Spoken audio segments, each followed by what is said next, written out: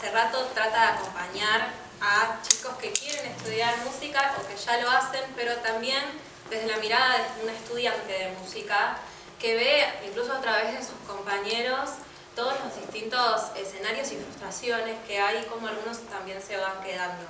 Yo en el proyecto de divulgación en el Instagram, además de compartir un poco de contenido y hacer la música accesible a todo el mundo, también tengo espacios de charlar cómo vivimos la carrera, qué cosas nos pasan y qué cosas nos molestan también muchas veces.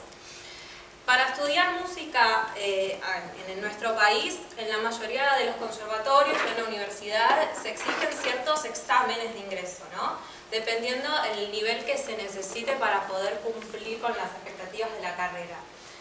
En la UNA, por ejemplo, hacer de nivel superior se pide un ingreso importante. Uno tiene que tener un ciclo básico, muchas veces los chicos no lo saben y se llevan como un gran golpe en la cara a la hora de tratar de entrar a la UNA, que para muchos acá es un poco el sueño del músico.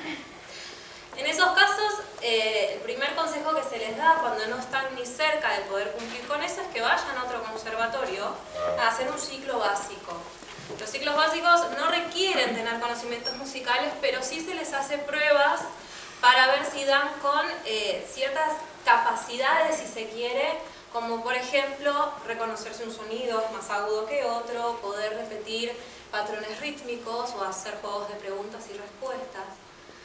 Pero también ahí hay casos en donde no se cumple con esos requisitos o esas necesidades. Y aparece una conversación muy incómoda. ¿Qué le digo a esa persona? Y lo que yo he visto es que no hay una respuesta clara, ¿no? Es, bueno, no sé, probá un profe particular. Y es una desilusión para la gente. Y yo la verdad es que estoy re de acuerdo con este señor en que la música tiene que ser para todos. Eso es algo que me hace mucho ruido, ¿no? Del sistema como está pensado. Pero esta frustración o estas derrotas tampoco quedan ahí. Los estudiantes que logran o logramos entrar en las instituciones, entramos pensando que esto va a ser re divertido. A ver, vos vas a estudiar matemática o vas a estudiar física. Yo voy a estudiar música y ellos te miran con cara de, no vamos a hacer nada. Va a estar re bueno, a mí me encantaría, pero no me deja, ¿no? Bueno, yo empecé incluso estudiando otra carrera que nada que ver, hasta que tuve esa conversación con mis padres. Y resulta que uno entra y no era tan distinto que el CBC. La verdad, uno entra y ves un montón de tablas, símbolos, y ¿yo qué hago con esto? El músico es alguien que quiere jugar con los sonidos, descubrirlos, ver qué pasa y darme, y yo lo puedo romper, esto que me estás dando, puedo crear, ¿qué me pasa a mí con esto? Y convengamos que los símbolos un poco aparecieron en función de poder expresar esto que nos pasa, ¿no? La música vino primero y después, cuando quisimos perpetuarla y transmitirla, los símbolos aparecieron para servir esa necesidad. Y cada uno los toma también un poco a su manera, que eso es algo que está entre líneas, mucho no te dicen hasta que te lo dicen de mala manera, que uno también tiene que saber cómo utilizar los símbolos cada uno de estos compositores, ¿no? Entonces, no hay mucho espacio de experimentación, no hay mucho espacio para poder explorar lo que nos pasa y llegar a la necesidad de estos símbolos. Uno desde el día cero ya te están diciendo todo, cómo funcionan los ritmos, las escalas, y digamos no contamos con un espacio para descubrir nada. El juego en los otros niveles, hace ya varias décadas, es obvio, es esencial, es indiscutible en el nivel inicial, en el nivel medio. Hay un montón de metodologías, no solo la de CODE que se está aplicando, pero gracias a Dios no se discute. El juego funciona para que cada uno pueda descubrir cosas, cooperar, no tener miedo de fallar, e incluso que cada uno respete el proceso de cada uno y el del otro. Pero por algún motivo para los grandes pareciera que no. Y entonces termina pasando que todo lo que tiene que ver con la inteligencia, todo, musicodalidad. ¿Por qué hablo de musicodalidad? Coy decía que todo buen músico tenía que trabajar 4 cosas en armonía, en conjunto, en paralelo, no saltarse ninguna, ¿no? Que sería el oído, para poder reconocer los sonidos, entenderlos en su contexto, trabajar con ellos, la inteligencia para entender los conceptos, todo lo que viene después. La mano, o en el caso de los cantantes la garganta, para entender, o mejor dicho, poder ejecutar esos sonidos. Pero es muy importante también el corazón, la parte afectiva. ¿Qué significan esos sonidos para nosotros? Y en el mejor de los casos, cuando se trata de pensar qué sentimos cuando escuchamos algo, nos dicen, bueno, esto lo vas a sentir feliz, esto lo vas a sentir así. Pero a mí nadie me preguntó cómo siento yo eso. ¿Y por qué yo tengo que sentir exactamente lo mismo que están sintiendo todos los demás?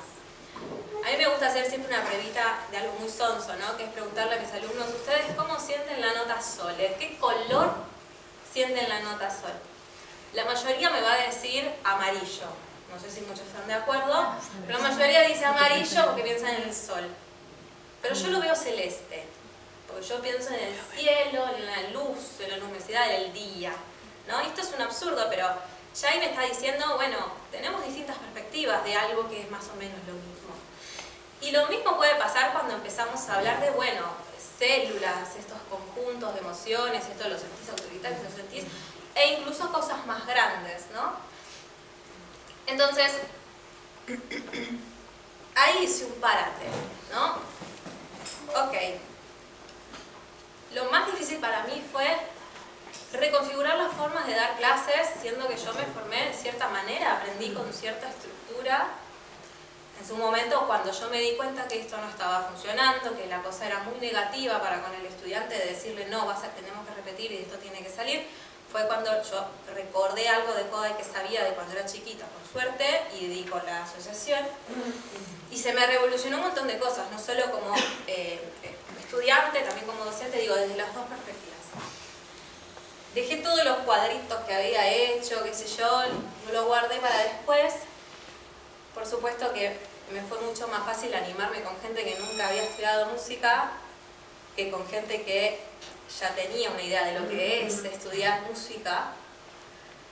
Me armé un cancionero, muy basado en el cancionero de Kodai, pero fui sumando cosas, pensando en una especie de programa también con esta idea de que el conocimiento se construya una cosita a la vez, ¿no? De, bueno, esto lo podemos dominar, ok, ¿qué pasa si aparece un elemento nuevo?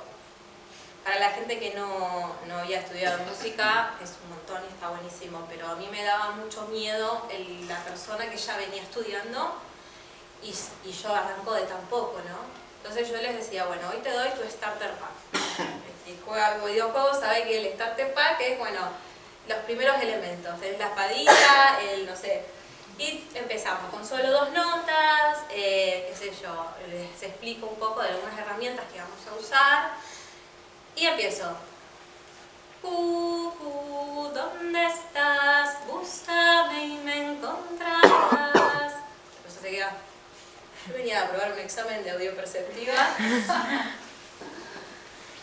Pero era más el prejuicio mío que lo que me terminé encontrando. Porque después de eso, en general recibo 2 tipos de respuestas.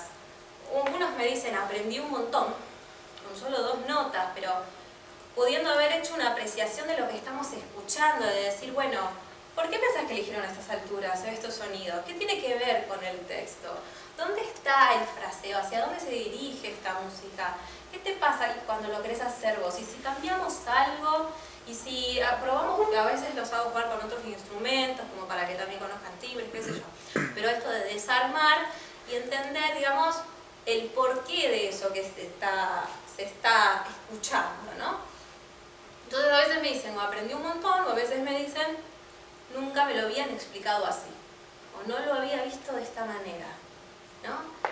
Y la verdad es que es maravilloso, porque por un lado yo empecé a entender mucho más que cada uno es distinto y que tiene otros tiempos también y distintas formas de pensar. También fue un desafío para mí no ponerme por encima de esa musicalidad quizás y generar esos espacios para que se animen a jugar.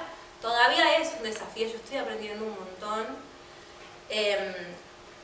pero también es muy lindo ver cómo muchas personas pasaron de ser grises a tener colores. qué sé yo, no solo aprobar exámenes, sino incluso algunos me dicen, ahora entiendo en la guitarra esto del fraseo, es lo que me decías, de pensarlo así, porque yo siempre les hablo, ok, en el canto muchas veces es mucho más fácil entender de fraseo, pero todo eso está en todos los instrumentos, digo, el canto es nuestra forma de expresar en relación al habla y cómo comunicamos, pero después eso es lo que hicimos, llevarlo a otros instrumentos. Entonces, hay personas que lograron entrar a carreras de música porque lograron superar esos obstáculos, hay personas que la están viviendo de otra manera, y digo, ¿por qué no es así siempre, no? Y la conclusión de todo esto también es, el adulto siempre está dispuesto a jugar, tiene ganas de jugar, no tenemos que ser prejuiciosos con eso, y además el juego le permite darse cuenta que eso de no estoy hecho para estudiar música, que lamentablemente lo he escuchado un montón, es mentira. Sus cuerpos saben, y eso es hermoso, yo se los marco, mirá cómo sabe, fíjate que tu mano habla sola. Pero tiene que aprender a escucharlo y a desarrollar su propia musicalidad. Gracias.